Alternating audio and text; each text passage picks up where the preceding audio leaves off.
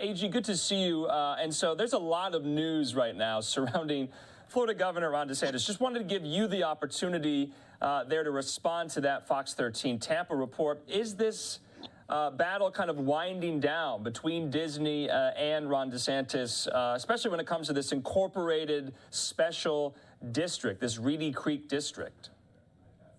Yeah, I mean, it appears that Ron DeSantis is winning this battle on the special district. That special session should see the end of that. And, it's what DeSantis promised. People said that he wasn't going to follow through on it, but he's clearly following through on this.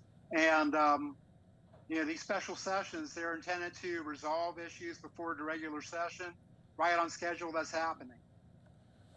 Okay, let's get to another issue, AG. We have been speaking here on LiveNow about the issue between Florida Governor DeSantis and the College Board that administers these advanced placement courses, especially one that they are kind of piloting there nationwide about African-American history. Today, obviously, February 1st, the first day of African-American History Month. And the College Board is responding to all this. They have said today that they are going to modify the course selection. Is that all because of DeSantis' doing, do you think? Yeah, it's DeSantis' agitation that made it happen. I mean, DeSantis basically drawing a line in the sand saying that he wouldn't take this course with so-called Black queer studies, with Black Lives Matter, with these other issues. Apparently, those subjects are being out of the course, and what's going to be added are things like Black conservatism. So that's a win for DeSantis. That's a win for that side of the culture war. As we know, the governors of Illinois and California, they're opposed to this. Yeah. But so this is a tug of war. But right now, DeSantis is winning because how many times is the advanced placement going to actually revise this course? Not too many more times. So this is a big win for Ron DeSantis. Okay, I want to put up, you kind of name-checked it already. California Governor Gavin Newsom tweeted this today, and yet David Coleman there, he was talking about the head of the College Board, David Coleman, says we can't look to statements of political leaders. So Gavin Newsom says he's kind of calling BS, saying, calling the College Board head merely a puppet of DeSantis. What did you make of that?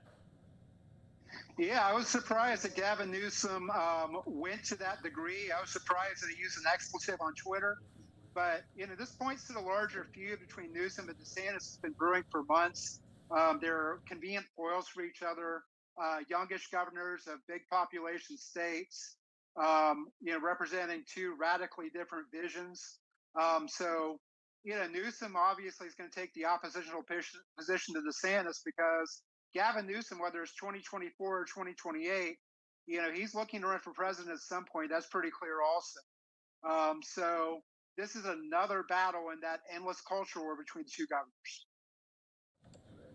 Okay, AG, let's talk, though, also about some of the 2024 speculation. We're learning from reports just yesterday that Nikki Haley is about to put her name into the ring here, and it's interesting because she has said that, she wouldn't if Donald Trump said he was running again, to which obviously he has. He was the first to announce back last year in November. So we're expecting a Haley announcement, I believe February the 15th. We haven't obviously gotten a DeSantis announcement just yet. He's meeting with donors.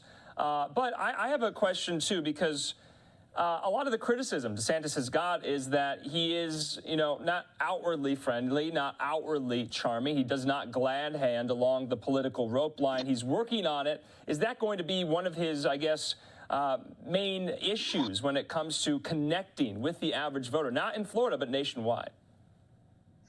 Well, I mean, that's the rumor, but DeSantis, he has pulled it off in Florida where his prickly personality hasn't really hurt him. He's obviously got connections with donors, Ken Griffin, other billionaires are bankrolling him. You don't need too many billionaires bankrolling you to where it makes a difference. So he's in a place where donors are finding him.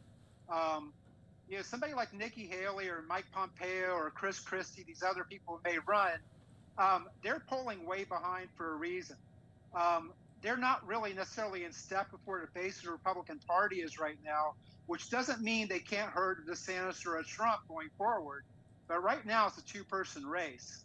DeSantis isn't going to really be able to get into this race until after the legislative session is over to spring.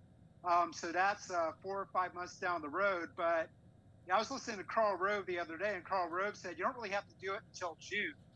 Donald Trump has expedited the timetable, and other people are jumping in early. But Donald Trump himself, when he ran in 2016, he didn't get in until June of that year. He came down that escalator.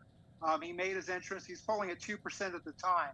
Whenever Ron DeSantis enters this race, he'll be polling at a lot more than 2%. People can say, well, maybe he's peaked too early in these polls.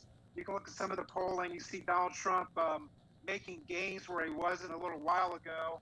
And the drip of scandal regarding Joe Biden is only helping Donald Trump. But, Ron DeSantis is kind of playing defense right now. He's had some glancing blows at Donald Trump, who's attacked him over and over again. So, we'll see if that strategy works. One caveat I have is obviously it's hard to stay front runner in a Republican primary field for a year. Okay. Right now, DeSantis, That's a good point. You mentioned some of these glancing blows DeSantis has kind of delivered to Trump without mentioning Trump by name, but Trump has been quite outspoken. He was in South Carolina over the weekend campaigning on really his first major campaign stump speech since he announced, essentially saying he was asked about DeSantis, saying he would find it extremely disloyal, saying essentially he is the reason DeSantis is governor of Florida, at least in his first term there when he won for the first time back in 2018. AG, I want to play this soundbite. This was from Monday. DeSantis was asked kind of about COVID-19, his response. Let's listen. I've criticized you a number of times in the past couple of days on a number of different issues, other than being COVID in the state. Well, look, what I would just say is this. I roll out of bed. I have people attacking me from all angles. It's been happening for many, many years. And if you look at the good thing about it, though, is like if you take a crisis situation like COVID, the good thing about it is when you're an elected executive, you have to make all kinds of decisions. You got to steer that ship. And the good thing is that the people are able to render a judgment on that, whether they reelect you or not. And I'm happy to say, in my case, not only did we win re-election, we won with the highest percentage of the vote that any Republican governor candidate has in the history of the state of Florida.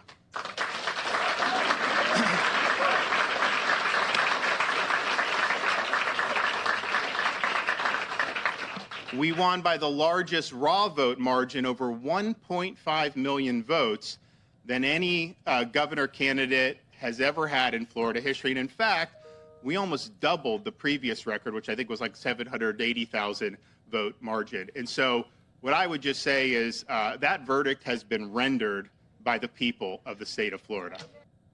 Okay, AG, he didn't say the name Trump, but it was lurking underneath all of that there. What did you make of that?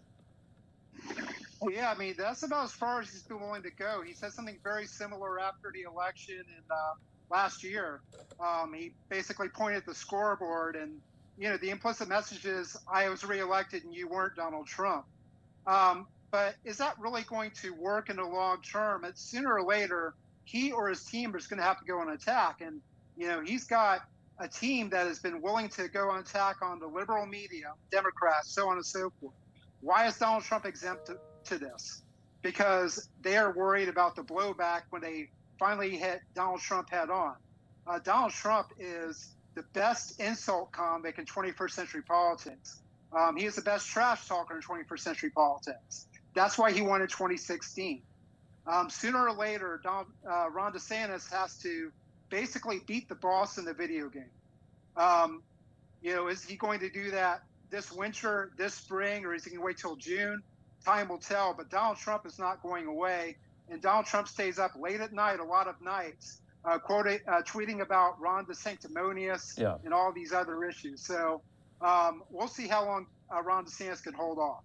Okay, just lastly, though, AG, I mean, from your sources over there, from all you guys at Florida Politics, is there any inkling that an announcement is nigh on DeSantis' part? We've heard him time and time again say that, he wants to serve the people of Florida. in a 4-year term. He just got elected, reelected back in November. Is this kind of wish casting on the part of some Republicans who want Trump to just go away, to be gone from the public scene, or is DeSantis really serious about this? DeSantis is, building a team. He's building like operations in early states. He's going to forums like one in South Carolina next month. So he's acting like somebody who's very seriously exploring a campaign. There's no doubt that he's polling well enough to where it's viable. There's going to be a law passed this session that allows him to run and retain the governorship. So he doesn't really have anything to lose. But he's not going to do this in the middle of the legislative session. So DeSantis' critics and his advocates alike are going to have to wait until about June. All right. As always, A.G. Gancarski, we appreciate your insight into the politics of the Sunshine State. We'll be definitely checking in again this year, and we'll see you then. Thank you. I appreciate the time.